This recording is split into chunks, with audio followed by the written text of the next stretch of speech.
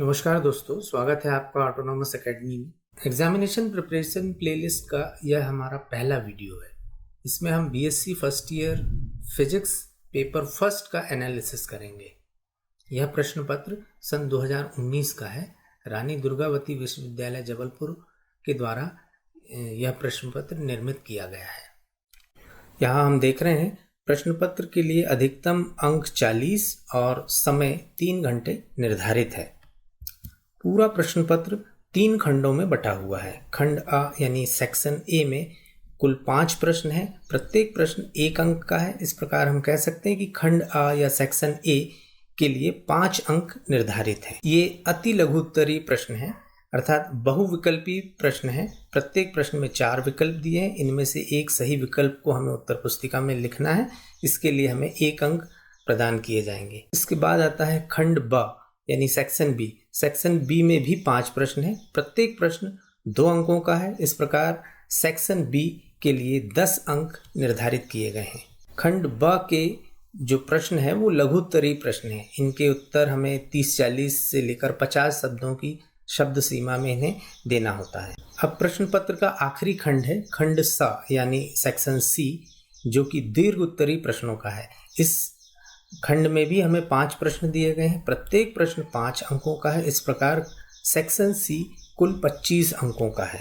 दीर्घ उत्तरीय प्रश्न बड़े प्रश्न होते हैं। इनके उत्तर को हमें विस्तार पूर्वक लिखना होता है।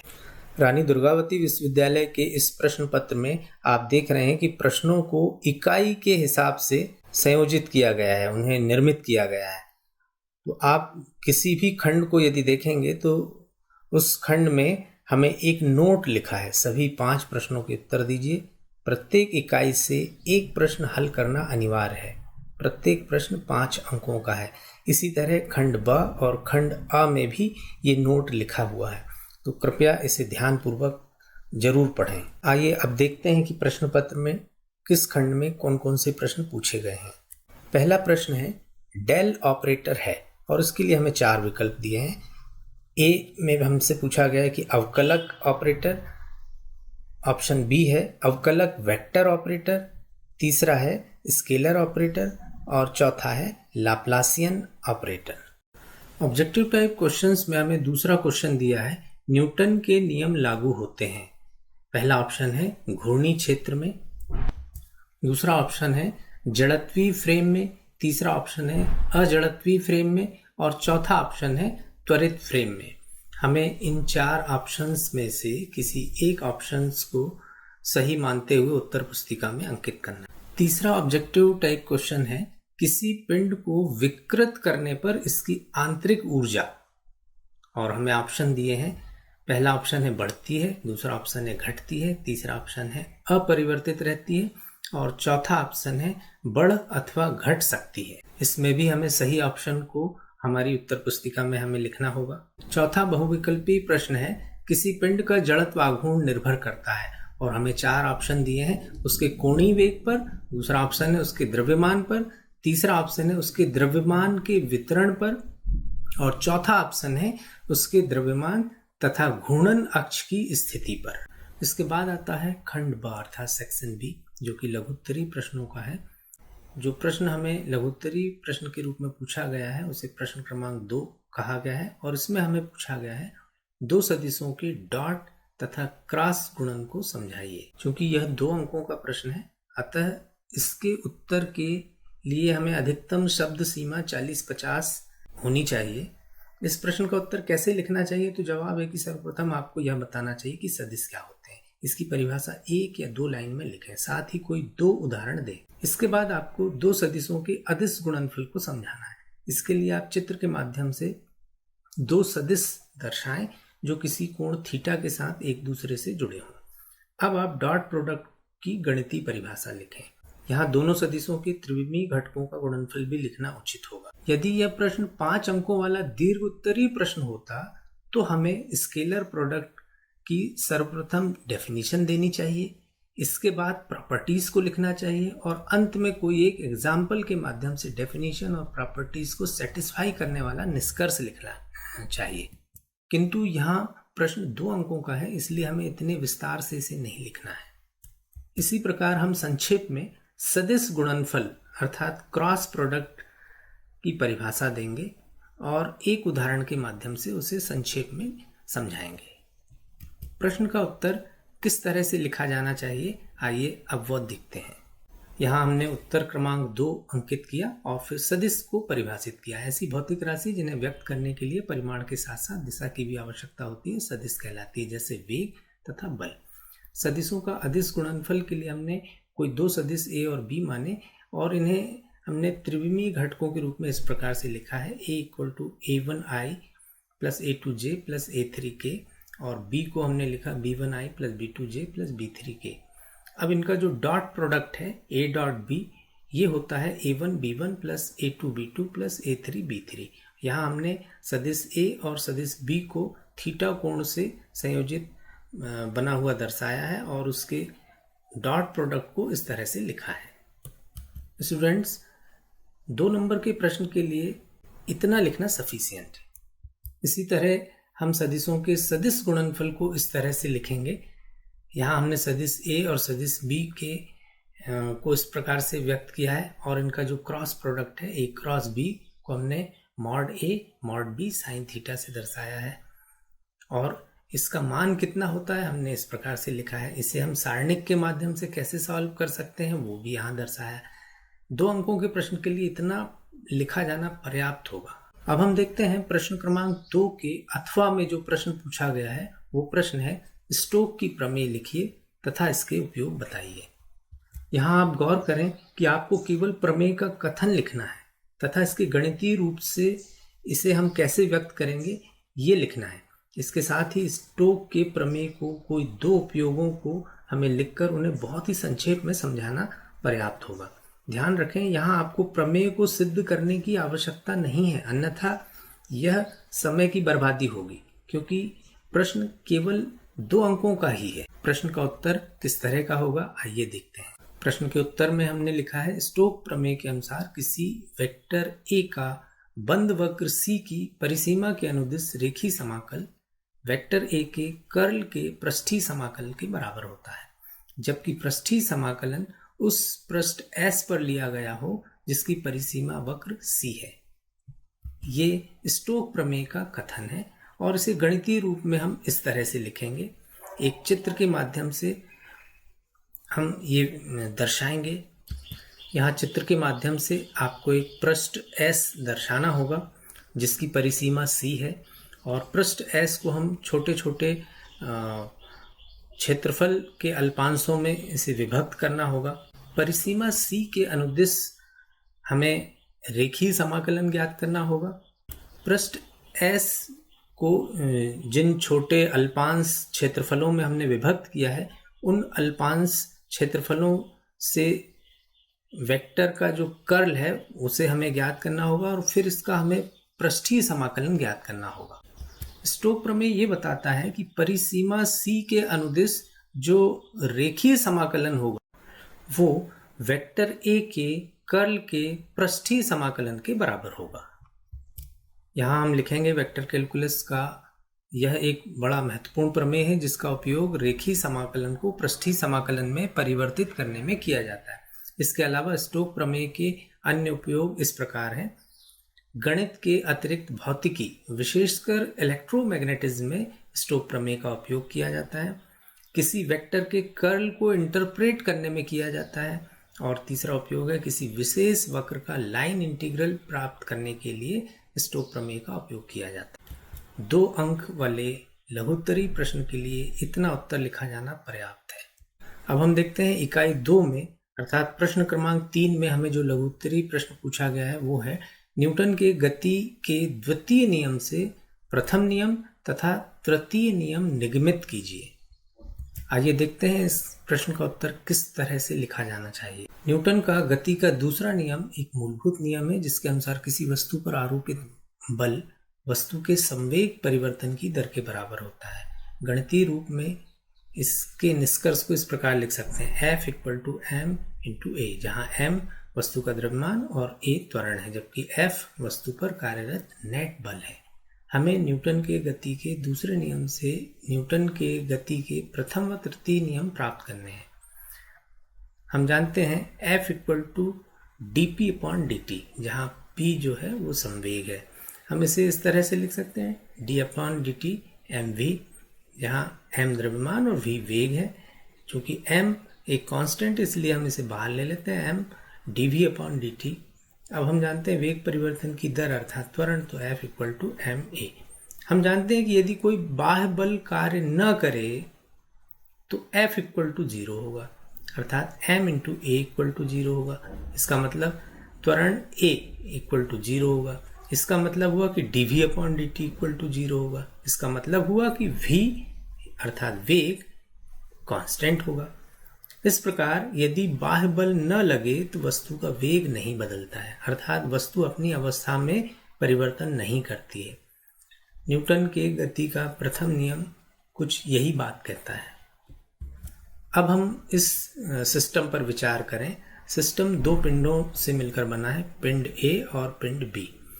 पिंड A पर B के कारण जो बल लग रहा है वो FAB है, और B पर A के कारण जो बल लग रहा है वो बल FBA से दर्शाया गया है। हमें यहां सिद्ध करना है FBA equal to minus FAB होगा। अब यदि हम पूरे सिस्टम की बात करें तो सिस्टम A और B दो पिंडों से मिलकर बना है, और इस सिस्टम के संवेग परिवर्तन की बात यदि हम करते हैं तो इसे इस प्रकार से लिखा जा सकता है। पूरे सिस्टम का संवेग P सिस्टम के द्वारा दर्शाया गया है, जो कि बराबर होगा PA प्लस PB के। अब यदि हम दोनों ओर का अवकलन कर दें तो हम इस समीकरण को कुछ इस तरह से लिख सकते हैं, और हम जानते हैं कि dp अपॉन dt होता है F अर्थात बल। तो हम इस समीकरण को इस तरह से लिख सकते हैं F system equal to FAB plus FBA। अब यदि सिस्टम पर कोई बाह्य बल न लग रहा हो, अर्थात सिस्टम पर कोई भी बाहरी बल नहीं लग रहा, तो F system will be equal to 0, और इस स्थिति में FBA इक्वल टू होगा माइनस FAB, अर्थात क्रिया तथा प्रतिक्रिया परिमाण में बराबर होंगी और उनकी दिशाएं विपरीत होगी। तो यही न्यूटन की गति का तीसरा नियम है। इस प्रकार हमने न्यूटन के गति के द्वितीय नियम से प्रथम नियम और तृतीय नियम को सिद्ध किया। लघुत्तरी प्रश्न क्रमांक 3 के अथवा में जो प्रश्न पूछा गया है वो है, केंद्रीय बल से क्या अभिप्राय है? सिद्ध कीजिए कि केंद्रीय बल द्वारा एक बंद मार्ग में किया गया कुल कार्य शून्य होता है। आइए देखते हैं इस प्रश्न का उत्तर किस तरह का हो सकता है। सबसे पहले हमें उत्तर का क्रमांक लिखना है और फिर केंद्रीय बल को परिभाषित करना है। एक ऐसा बल जो सदैव एक बिंदु की ओर अथवा उस बिंदु से बाहर की ओर कार्य करता है, इस बल का परिमाण उस बिंदु तक की दूरी पर निर्भर करता हो, केंद्रीय बल कहलाता है। इस बिंदु को सेंटर ऑफ फोर्स कहते हैं। गणितीय रूप में हम इसे इस प्रकार व्यक्त कर सकते हैं, vector F equal to F of R dot R cap, जहाँ आर कैप जो है वो नॉर्मल वेक्टर है या यूनिट वेक्टर है, जिसे हम इस तरह से लिख सकते हैं, vector R upon mod R। केंद्रीय बल के प्रभाव में गति करने वाली वस्तु का कोणीय संवेग अचर बना रहता है। कोणीय संवेग एंगुलर मोमेंटम कांस्टेंट होता है। चूंकि केंद्रीय बल वृत्तीय गति वस्तु या पिंड पर कार्य करता है और इसके प्रभाव में गति करने वाली वस्तु का कोणीय संवेग संरक्षित रहता है, अर्थात हम इसे लिख सकते हैं dp upon dt equal to 0, अर्थात फोर्स जो होगा वो शून्य होगा। यानी जब बल शून्य होगा तो इस बल के द्वारा किया गया कार्य भी शून्य होगा। इस तरह यह सिद्ध किया जा सकता है कि केंद्रीय बल के द्वारा किया गया कार्य शून्य होता है।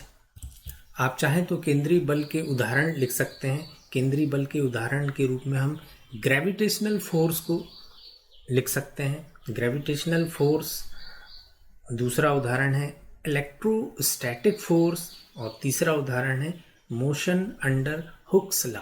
आइए अब हम देखते हैं यूनिट 3 से जो लघुत्तरी प्रश्न पूछा गया है उसे प्रश्न क्रमांक 4 दिया गया है और इस प्रश्न में के रूप में हमें पूछा गया है हुक का नियम क्या है, इसकी सीमाएं लिखिए। ये इस यूनिट का बहुत ही महत्वपूर्ण प्रश्न है जो कई परीक्षाओं में बार बार पूछा जाता है।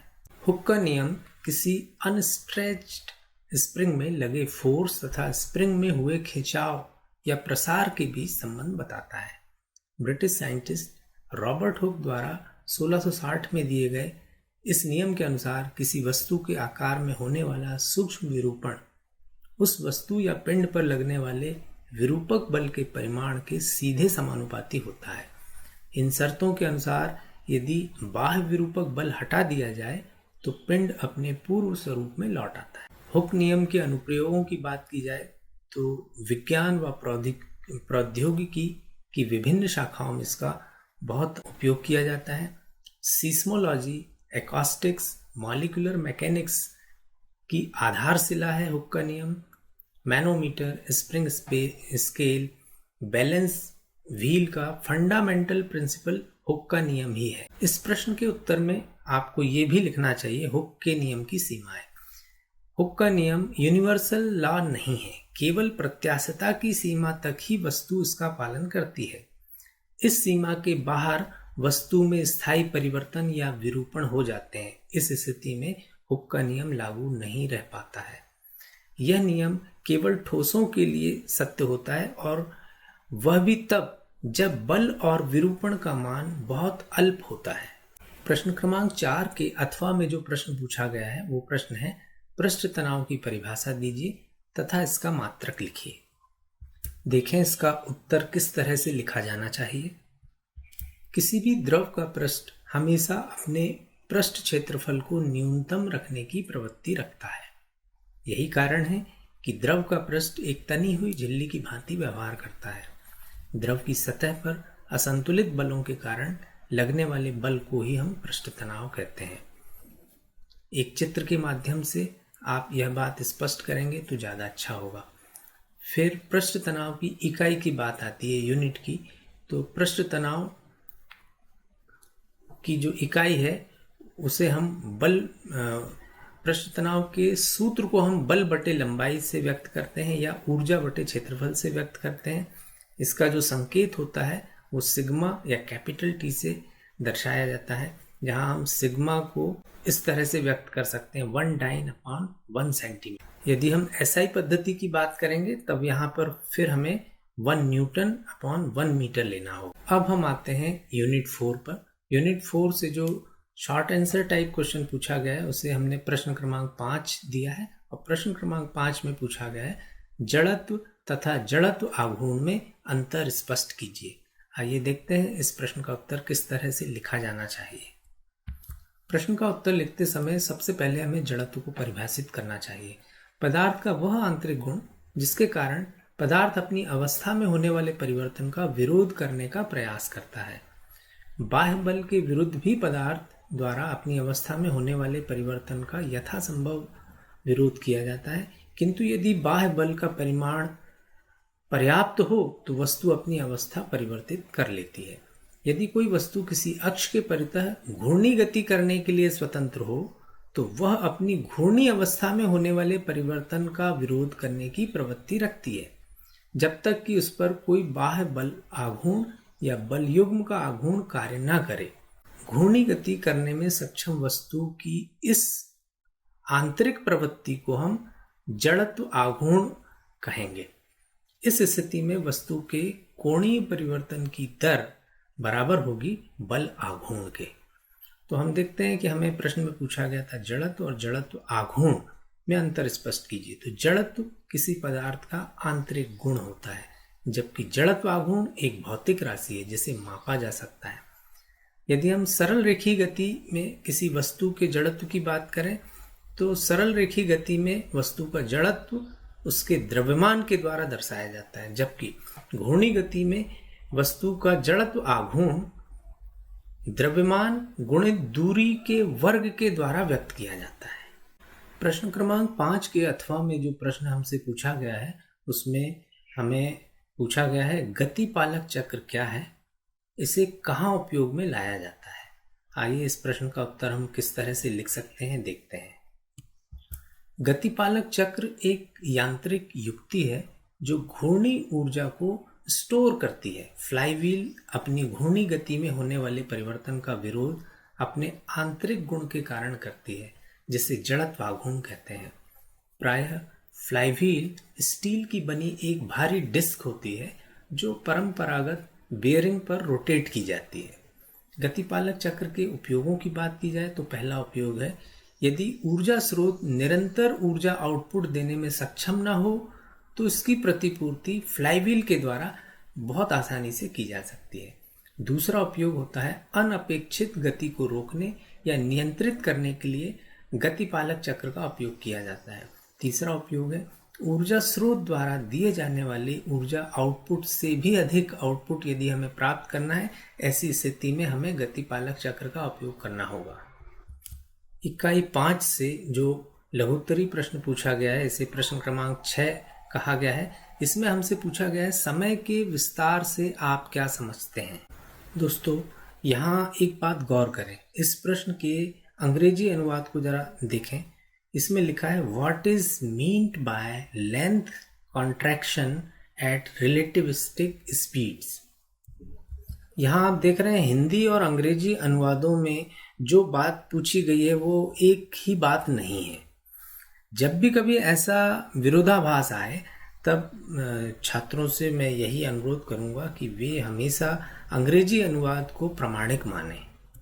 अब इसके हिसाब से हमें रिलेटिविस्टिक स्पीड्स में वस्तु की लंबाई के संकुचन को समझाना है।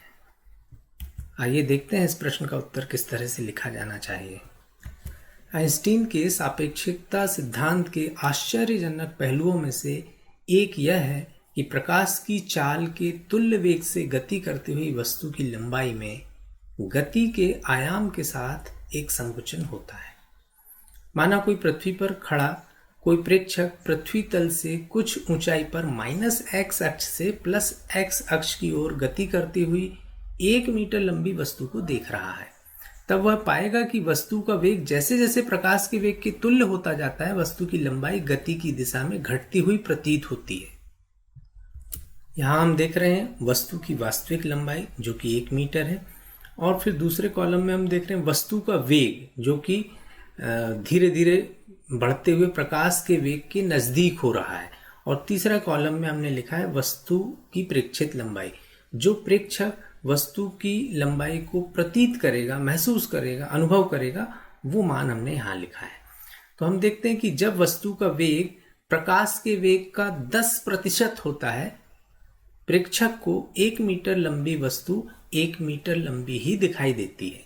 किंतु जब वस्तु का वेग प्रकाश के वेग का 86.5% भाग होता है, ऐसी स्थिति में प्रेक्षक को 1 मीटर लंबी वस्तु वास्तव में आधा मीटर लंबी ही दिखाई देती है। और यदि प्रकाश का वेग वस्तु का वेग प्रकाश के वेग का 99% भाग हो, ऐसी स्थिति में वस्तु की लंबाई जो है वो वास्तविक लंबाई की 1/4 मीटर ही होगी, यानी 4 गुनी छोटी वस्तु प्रेक्षक को प्रतीत होगी।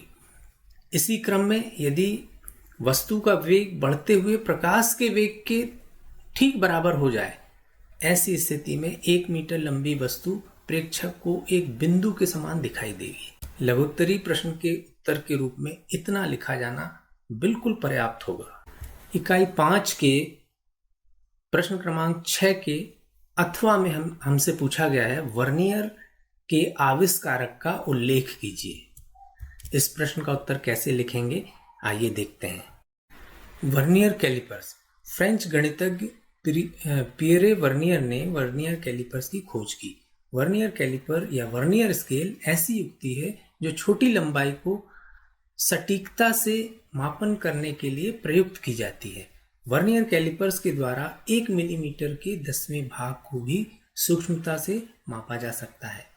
एक वर्नियर कैलिपर में 2 स्केल होते हैं। पहला स्केल कहलाता है मुख्य स्केल। ये एक सामान्य सेंटीमीटर स्केल होता है जिसमें 1 सेंटीमीटर की दूरी पर मिलीमीटर के 10 निशान अंकित होते हैं। दूसरा स्केल होता है वर्नियर स्केल। यह एक ऐसा स्केल होता है जिसमें 1 सेंटीमीटर की डिस्टेंस पर कुल 9 निशान अंकित होते हैं।